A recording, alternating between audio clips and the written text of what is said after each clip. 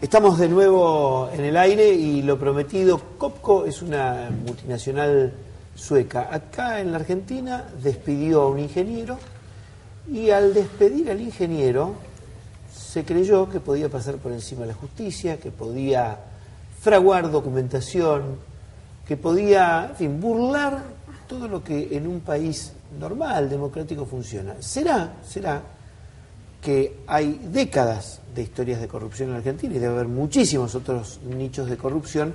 ¿Y será que una empresa sueca siente que la Argentina es uno de esos países en los cuales, en definitiva, todo se arregla? Esta historia tiene acá a un protagonista, gracias Marcelo Domínguez, abogado de Daniel Joan, precisamente la persona despedida de Copco por venir acá, y gracias a Marcelo Jaurilciu. Lo pronuncié bastante bien, colega, periodista, director de un portal que es www.elsindical.com.ar, que ha seguido este tema muy de cerca. Simplemente les quiero contar que esta gente, además de llevar el juicio laboral, tuvo que terminar en el fuero penal y documentó esto que yo esbozaba, Juan Carlos, como un intento de corrupción. Documento sonoro que después vamos a compartir. Sería muy bueno que ustedes nos cuenten cómo empezó esto y por qué del fuero laboral en determinado momento se terminó, o en paralelo se sigue también en el fuero penal. Bueno, esto comienza con una demanda laboral contra una multinacional muy importante que es Atlas Copco. En el mundo es mucho más conocida, tal vez acá no tanto. Y bueno, se obtiene una sentencia a favor. Antes de notificar la demanda, se notifica en el domicilio legal, que es informado por la Inspección General de Justicia y publicado en el boletín oficial. Se llega a una sentencia. La empresa estaba al tanto de la existencia del reclamo porque había comparecido a las audiencias previas ante el SECLO, pero por alguna razón, creemos nosotros con un espíritu... El SECLO es la oficina del Ministerio de Trabajo, claro, de mediación. Claro, es una etapa previa donde se reúnen las partes, tuvimos esas reuniones de conciliación que fracasaron y después se entabla la demanda. Y la empresa tenía un propósito dilatorio, la empresa quería dilatar, quería mostrar que el ingeniero no iba a poder cobrar, más allá de que tenía la capacidad económica para hacerlo, la empresa, pero la idea era demostrar ante sus compañeros que no se iba a llegar a nada, que se iba a dilatar este tema. Y en esa consigna, luego que está la sentencia firme, se presenta y plantea la nulidad diciendo que había habido un error en la notificación, que el domicilio que había informado la Inspección General de Justicia, que es el encargado de registrar los cambios societarios de las empresas, que ese domicilio registrado y publicado por la misma empresa ante el boletín oficial era erróneo, que en realidad era otro.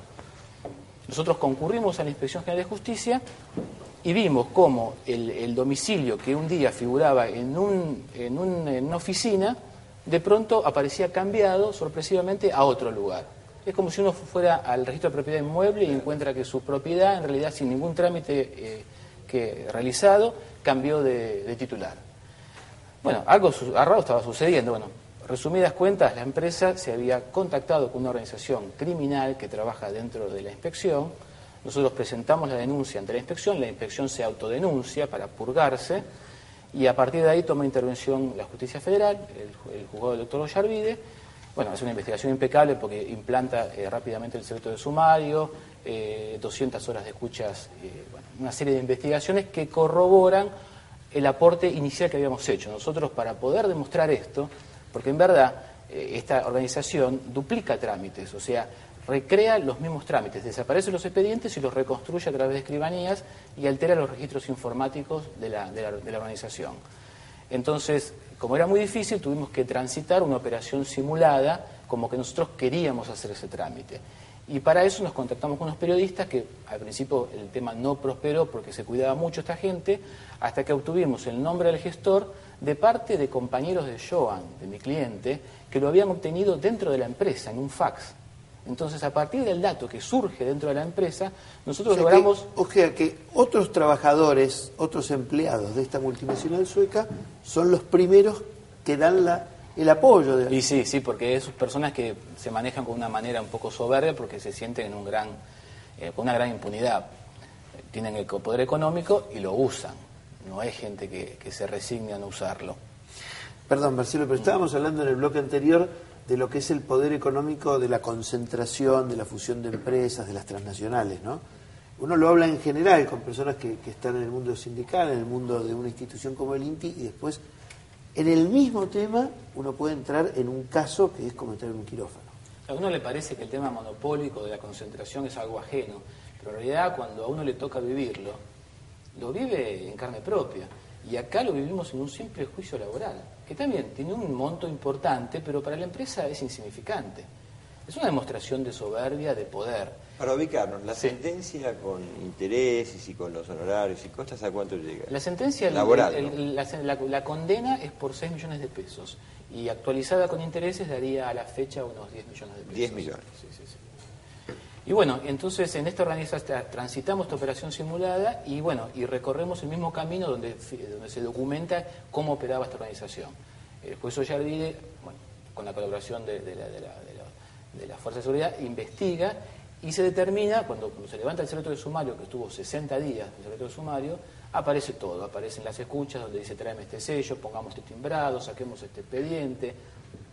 Se determina que efectivamente la inscripción se había alterado, hay 10 firmas falsificadas, la División de Documentología de Gendarmería determinó que de ese documento reconstruido, 10 firmas estaban falsificadas, justamente de una persona, integrante de Trascopco, que circunstancialmente estaba en Australia y no podía participar de la reconstrucción, entre comillas. Entonces también se determinó que hubo 4 detenidos y están procesados, también se determinó que se había alterado el registro informático de la empresa, del domicilio, y sobre esa base el abogado Trascopco planteó la nulidad, dijo que el domicilio era otro. Esto en realidad no nos hubiéramos dado cuenta jamás, porque ha sucedido en infinidad de veces que el abogado recibe un informe del IGJ que el domicilio es otro y tiene que aceptarlo.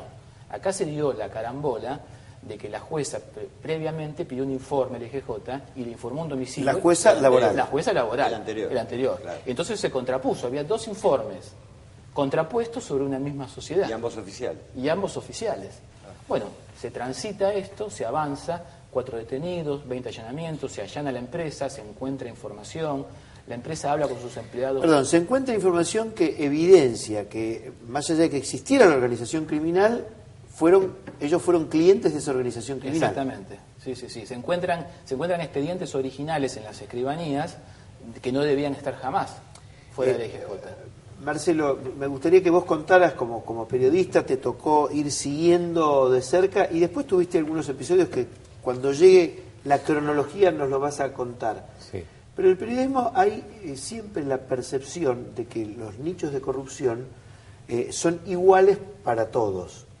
A veces encontrar un caso pone la evidencia, muestra el modus operandi. ¿Qué fuiste descubriendo vos a medida que seguiste el caso? Bueno, yo en la causa la tomo conocimiento ya cuando se realizaron todos estos procesos y diligencias judiciales, por lo cual lo voy a manifestar, porque primero los conocí, me acerqué con cierta desconfianza, porque uno como periodista a veces cuando te cuentan, más en este caso que era todo tan atípico, ¿no? Porque estamos hablando que la IGJ de alguna manera debería garantizar y la gente debería estar segura de que los informes que están ahí no van a ser alterados, y esto no solo ha perjudicado al cliente del doctor, sino que hay otras empresas que están en la causa perjudicadas, que obviamente no vienen al caso, pero es bueno que por ahí, como vos referís, se sepa que estos nichos afectan no solo este caso, sino de haber infinidad de damnificados y gente que tal vez se van a dar cuenta de que son damnificados el día que vayan a realizar un trámite y vean que hay algo que no corresponde. La verdad, como periodista, me interesó mucho el caso. La verdad, hasta lo que he visto que ha estado actuando el doctor Ollarvide, esto, la verdad, desde el punto de vista periodístico, a veces se lo critica o algo. Es algo que está bien hecho, es impecable, o sea, hay muchos procedimientos que han sido muy útiles, que por ahí también han aportado mucho ellos a la causa en solicitar algunas medidas que, o sea, se han movido bien.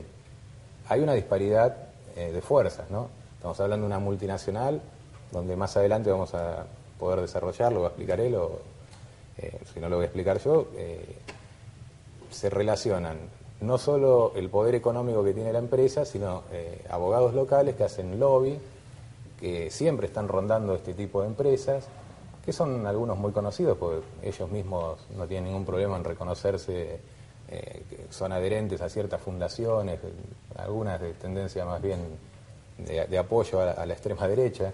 Da el caso de que algunos de estos personajes no han tenido problema en sacarse fotos con Pando, como para citar un ejemplo, ¿no? Como para que uno vea la ideología de esta gente y que en realidad es como lo decía el doctor, para la empresa, si bien es un monto importante, o sea, para cualquier trabajador de la Argentina es un monto importante, para la empresa no es una nada. declaración de principios. Claro. Sí. Y además... Marcelo, sí. quiero agregar dos nombres para que podamos ir a lo que me parece es un poco el corazón de esta historia, que es lo que vamos a compartir escuchándolo. Voy a tirar dos nombres. Vicepresidente del Banco Ciudad de Buenos Aires, Juan Curuchet, puesto por Macri, dirigente de la agrupación UPAU, de la UCD, digamos, la derecha legalista, hay que decirlo, pero con reminiscencias y raíces en la derecha muy autoritaria.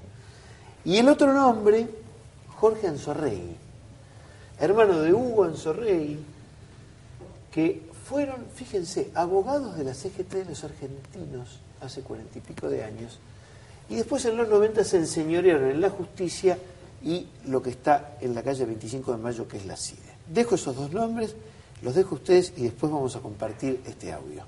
Bueno, muy bien.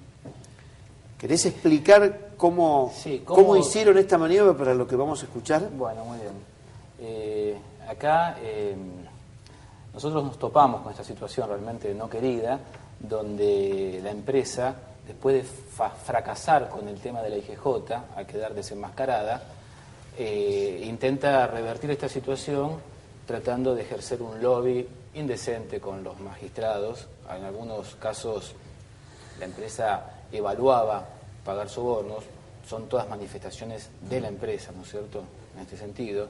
Y la preocupación nuestra era que frente a esta situación incidieran de una manera irregular en un juicio que ya prácticamente estaba resuelto, porque se había determinado la falsificación documental de la prueba que presentaban. En esta situación mi cliente toma conocimiento de que iba a haber una reunión muy secreta de directivos que venían del exterior, de Suecia, para tratar la resolución del tema laboral y el tema penal. Le llegan datos precisos de que se iban a reunir en el Hotel Sheraton, en el Salón Polo del Park Tower, y bueno... Aquí en Retiro, digamos. Aquí en Retiro, sí. Bueno, y ahí hicimos algo que, de alguna manera, empujados por la necesidad, por la desesperación de saber que íbamos a ser doblegados en una causa que era justa, alquilamos el salón contiguo, le solicitamos ayuda a los periodistas que ya nos habían ayudado, y ellos pudieron tomar desde la contigüidad del salón contiguo, tomar el audio de lo que sucedía en el otro salón. Un recurso extremo, tanto en el periodismo como, vos Juan Carlos lo sabés, en la búsqueda de pruebas a la hora de un juicio. Es un recurso que la valoración en materia penal la hacen los jueces libremente basado en la razón y puede ser válido, y es válido.